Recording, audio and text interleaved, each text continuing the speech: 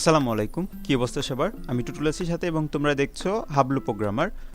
তো গত পর্বে আমরা হেডিং ট্যাগ নিয়ে আলোচনা করেছিলাম।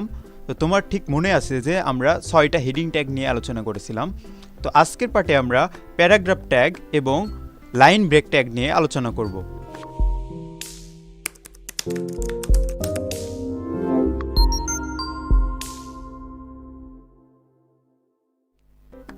তো একসময় তুমি যখন পড়াশোনা করতা তখন তোমার ইংরেজিতে প্যারাগ্রাফ পড়তে হইতো, রাইট বন্ধু? তো তখন তুমি কি পড়তা? ঢালাও কিছু লেখা তোমার মুখস্থ করতে হইতো। তো আমি যদি তোমাকে উদাহরণ দেখাই তাহলে দেখো, এই যে ডেইলি স্টারের একটা কলামে দেখো মোটা করে যেই টাইটেলটা অথবা হেডিংটা লেখা আছে, এটা কি আমরা গত পর্বে দেখেছি, এটাকে হেডিং বলে। অ্যান্ড নিচের দিকে দেখো, আমি যদি স্ক্রল করি, এই দেখো ছোট ছোট অনেক লেখা আছে, এগুলোকে আমরা কি বলতেছি? প্যারাগ্রাফ বলতেছি। ওকে, অনুচ্ছেদ আকারে লেখা আছে, এটা প্যারাগ্রাফ। আর প্যারাগ্রাফ ট্যাগ কি দিয়ে শুরু হয়েছে? প্যারাগ্রাফ পি দিয়ে শুরু হয়েছে, এই জন্য আমরা ট্যাগটাকে পি দিয়ে লিখি। সো আমরা এখানে এই দেখো পি ট্যাগ দিলাম, গ্রেটার দেন লেস দেন পি ট্যাগ, এবং ট্যাগটা ক্লোজ করব, লেস দেন স্ল্যাশ, আবার পি ট্যাগ দিয়ে আমরা এটা ক্লোজ করব। দেখো আমাদের প্যারাগ্রাফ ট্যাগ। এখন আমরা যদি এর ভিতরে কিছু লিখতে চাই, তাহলে ধরো আমরা সেই লেখাটাই আমরা কপি করে নিয়ে আসি। ধরো এই লেখাটা আমরা কপি করে নিয়ে আসলাম।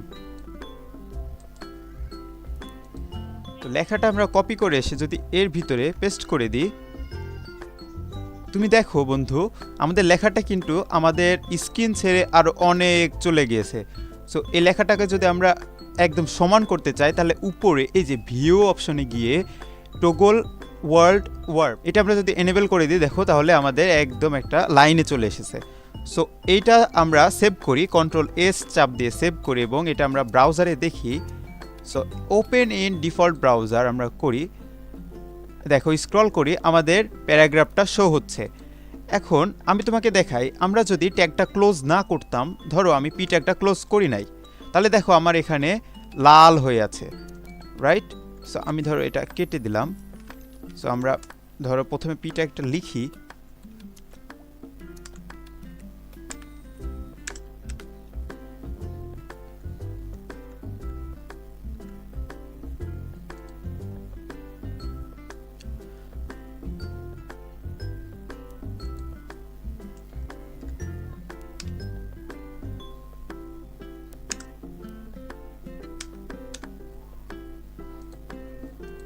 তো মনে করো তুমি ভুলবশত পি ট্যাগের শেষ ক্লোজিং ট্যাগটা লিখলে না, অথবা কোনো ট্যাগের ক্লোজিং, তাহলে তোমার কি মনে হয় যে আমাদের রেজাল্ট শো করবে কি করবে না?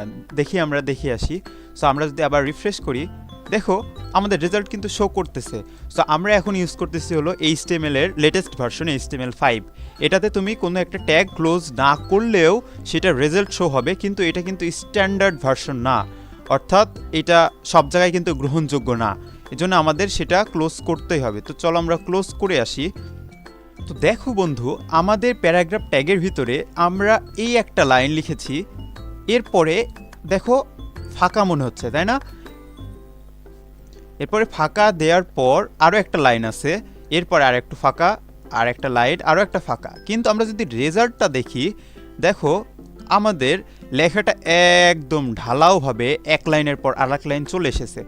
সো তোমার এমন একটা সময় আসলো যে ফাঁকা ফাঁকা করে প্যারাগ্রাফ আকারে লিখতে হবে, তখন তোমার কি করতে হবে বলো তো?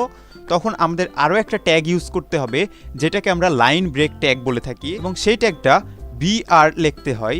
সো আমরা ওই ট্যাগটা যদি লিখি, তাহলে গ্রেটার দেন লেস দেন BR ট্যাগ। এবং একটা জিনিস খেয়াল করেছো, অন্য সময় যদি আমি কোনো ট্যাগ লিখতাম এবং যদি ট্যাগটার লেস দেন যদি ক্লোজ করতাম, সাথে সাথেই আমাদের ক্লোজিং ট্যাগটা লেখা অটোমেটিক্যালি চলে আসতো।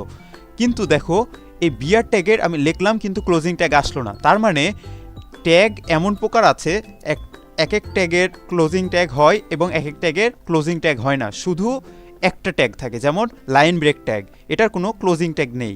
তোমরা মাথায় রাখবা বন্ধু, বিআর ট্যাগের কোনো ক্লোজিং ট্যাগ নেই। তো চলো আমরা দেখে আসি এটা রেজাল্ট শো করে কিনা। সো আমরা কন্ট্রোল এস দিয়ে সেভ করে নিলাম, নিয়ে আমরা আবার ব্রাউজারে গিয়ে যদি একটা রিফ্রেশ করি, তাহলে দেখো আমাদের এটা একটু আগে কিন্তু এই লেখাটা এক লাইনে ছিল, কিন্তু এখন লাইন নিচে নেমে গেছে।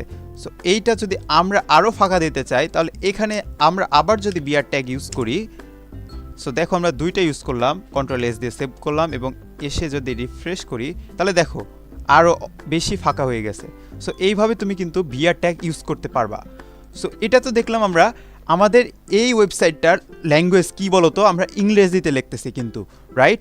সো তোমাকে কিন্তু ডিফাইন করে দিতে হবে যে তুমি কোন ভাষাতে ওয়েবসাইটটা তৈরি করতেছো। এই জন্যে আমাদের এই যে HTML আছে না, এখানে একটা স্পেস দিয়ে আর একটা অ্যাট্রিবিউট ইউজ করতে হয়। অ্যাট্রিবিউট হচ্ছে সেই জিনিস, অ্যাট্রিবিউট হচ্ছে একটা ট্যাগের সাথে কোনো ভ্যালু যদি আমরা কোনো কিছু যোগ করতে চাই সের জন্য আমাদেরকে একটা অ্যাট্রিবিউট লিখতে হয়, কিছু সাইন অথবা কিছু কিওয়ার্ডের টাইপের অ্যাট্রিবিউট লিখতে হয়। সো আমরা কি করতে যাচ্ছি, আমাদের ওয়েবসাইটটার ল্যাঙ্গুয়েজ হচ্ছে ইংরেজি, সো আমরা সেটা বলে দিই। সো ল্যাঙ্গুয়েজের LANG আমরা শর্ট ফর্ম দেওয়ার পর আমরা ইকুয়াল সাইন দিয়ে ডাবল কোটেশন দিব, দেওয়ার পর আমরা এখানে আমাদের EN লিখে দিব, অর্থাৎ ইংরেজির শর্ট ফর্ম EN লিখে দিলাম। তাহলে আমাদের এই কোডটা স্ট্যান্ডার্ড হলো। আরেকটা বন্ধুরা আমরা ভুলে গিয়েছিলাম, এই দেখো টাইটেল ট্যাগের ভিতরে যে আমরা ব্লগ লিখেছিলাম, রাইট? তো আমরা বলেছিলাম যে টাইটেল ট্যাগের ভিতরে আমরা যে লেখাটা লিখি সেটা আমাদের ব্রাউজারে সবার উপরে শো করে। সো আমি যদি তোমাকে দেখাই, এই দেখো আমাদের ব্রাউজারে আমরা যেই ওয়েবসাইটটা ক্রিয়েট করতেছি এই ওয়েবসাইটের তো একটা নাম আছে, রাইট? এই দেখো উপরে কি লেখা, ব্লগ লেখা, রাইট? এটা আমরা কোথায় লিখেছিলাম বন্ধু? এই যে টাইটেলের ভিতরে যে লেখাটা লিখেছিলাম সেটাই কিন্তু এখানে শো করতেছে। তোমাকে যদি আরও উদাহরণ দেখাই, সো দেখো আমরা এই যে ডেইলি স্টারের ওয়েবসাইটের যদি হোম পেজে ঢুকি তাহলে দেখো উপরে কি লেখা, দ্য ডেইলি স্টার। এর মানে কি বোঝায়? এর মানে সেই ওয়েবসাইট তৈরি করার সময় টাইটেলের ভিতরে তারা দ্য ডেইলি স্টার লিখেছিল, এই জন্য এটা আসতেছে। তো বন্ধু এতক্ষণ তো আমরা ইংরেজি কন্টেন্ট নিয়ে আলোচনা করলাম। তো তুমি বলতে পারো যে আমি বাংলাতে যদি বাংলা ভাষায় ওয়েবসাইট তৈরি করতে চাই তাহলে আমি তখন কি করব? সো দেখো আমি যদি প্রথম আলোর একটা কলাম দেখি, এই যে মোটা করে যেই লেখাটা আসছে এটা কি বলো তো বন্ধু? এটা হেডিং ট্যাগের মাধ্যমে লেখা হয়েছে, এটা হচ্ছে হেডিং। এরপর নিচের দিকে দেখো এই যে লেখা, এগুলা কি বন্ধু? এগুলো হচ্ছে প্যারাগ্রাফ, অর্থাৎ প্যারাগ্রাফ ট্যাগের মধ্যে লেখা হয়েছে। সো এটা যদি আমি কপি করে এসে আমি যদি আমার কোড এডিটরে একটা পি ট্যাগ নেই এবং পি ট্যাগের ভিতরে সেই বাংলা লেখাটা পেস্ট করে আমি যদি আবার সেভ করে ব্রাউজারে গিয়ে যদি রিফ্রেশ করি, দেখো আমার লেখাটা কিন্তু শো হচ্ছে। কিন্তু তোমার এই লেখাটা শো নাও হতে পারে, তোমার ব্রাউজার এই লেখাটা না বুঝতে পারে। কারণ কি বলো তো বন্ধু? কারণ তোমার ওয়েবসাইটটা বুঝতে পারতেছে না আসলে এই ভাষাটা কি। সো আমাদেরকে বলে দিতে হবে যে আমরা একটা ওয়েবসাইটে কিন্তু অনেক রকমের ভাষা ব্যবহার করতে পারি, রাইট? বাংলা, ইংরেজি, আরবি, আরও যত ভাষা আছে, আমরা যদি সব ভাষা ইউজ করতে চাই তাহলে আমাদেরকে আরও একটা ট্যাগ ইউজ করতে হয়। সো সেই ট্যাগটা হচ্ছে একটা মেটা ট্যাগের ভিতরে আমাদেরকে হেড ট্যাগের নিচে আমাদের একটা মেটা ট্যাগ ইউজ করতে হয়। সো আমি যদি মেটা লিখি, সো আমি greater than less than equal মেটা লিখি এবং মেটার পরে আমাদেরকে একটা অ্যাট্রিবিউট ইউজ করতে হবে, তার মানে আমাদেরকে একটা ভ্যালু ইউজ করতে হবে। সেটা হলো আমাদেরকে ক্যারেক্টার সেট লিখতে হবে, CHARHET, ক্যারেক্টার সেট লেখার পর আমাদের ইকুয়াল সাইন দিয়ে ডাবল কোটেশন দিতে হবে। সো এর ভিতরে আমাদেরকে লিখে দিতে হবে যে আমরা UTF হাইফেন দিয়ে 8 এই লেখাটা লিখে দিতে হবে। এইটার মানে হচ্ছে আমরা ইউনিভার্সাল, অর্থাৎ ওয়ার্ল্ডে যত ভাষা আছে আমরা যে কোনো ভাষায় আমাদের ওয়েবসাইটে ইউজ করতে পারবো। সো এইটা দিয়ে যদি আমি তোমাকে সেভ করে দেই, ও বন্ধু মেটা ট্যাগের ক্লোজিং ট্যাগ নাই। আমরা একটু আগে কোন একটা ট্যাগ দেখেছি বলো তো যেটার ক্লোজিং ট্যাগ নাই? আমরা লাইন ব্রেক বা বিআর ট্যাগ দেখেছি, এই দেখো এখানে, যেটার কোনো ক্লোজিং ট্যাগ নাই। সো এই কোডটা লেখার পর তুমি যদি আবার তোমার ব্রাউজারটাকে রিফ্রেশ দাও তাহলে দেখবা যে তোমার লেখাটা শো করতেছে। তো বন্ধু এই পর্যন্ত ছিল আজকের আমাদের এই ভিডিওটি।